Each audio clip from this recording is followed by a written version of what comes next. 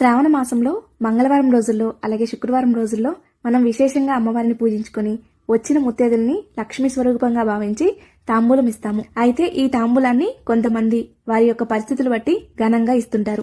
ఎవరైనా ఇవ్వవలసింది ఏంటంటే 2 జాకెట్ ముక్కలు కానీ 1 జాకెట్ ముక్క కానీ పెట్టి దాని మీద 2 తమలపాకులు పెట్టి దాని మీద పసుపు కుంకుమ వక్క ఖర్జూరము 2 పండ్లు పువ్వులు గాజులు నానబెట్టిన శనగలు ఇంతవరకు కంపల్సరీ ఇవ్వాలండి. అలాగే మనం వ్రతంలో పెట్టిన తోరాన్ని కూడా వాయనంలో పెట్టి వచ్చిన ముత్తైదులకి కట్టాలి. అంతేకాకుండా ఎప్పుడు మనం వాయనం ఇస్తున్నా సరే అరటిపళ్ళ యొక్క కాడలు కానీ తమలపాకుల యొక్క కాడలు కానీ మన వైపు ఉండాలి. ఇలా వాయనాన్ని ఇస్తూ ఇస్తునమ్మ వాయనం అని చెప్పి చెప్పాలి. వాళ్ళు పుచ్చుకుంటున్నమ్మ వాయనం అని చెప్పేసి చెప్తారు. ఇంకా వీటితో పాటు కొంతమంది ఇప్పుడైతే రిటర్న్ గిఫ్ట్ కూడా యాడ్ చేసి ఇస్తున్నారు. వచ్చిన ముత్తైదుకైతే ముందు బొట్టు పెట్టి గంధం పెట్టి అలాగే కాళ్ళకి పసుపు రాసి పుస్తలకి పసుపు ఇచ్చి ఆ తర్వాత ఇలా వాయనం ఇవ్వాలి. ఆ తర్వాత ప్రసాదం పెట్టాలి. మనం ఎంత ఘనంగా వాయనం ఇచ్చామనేది ముఖ్యం కాదు, ఎంత తృప్తిగా ఇచ్చామనేది ముఖ్యము. ధన్యవాదములు.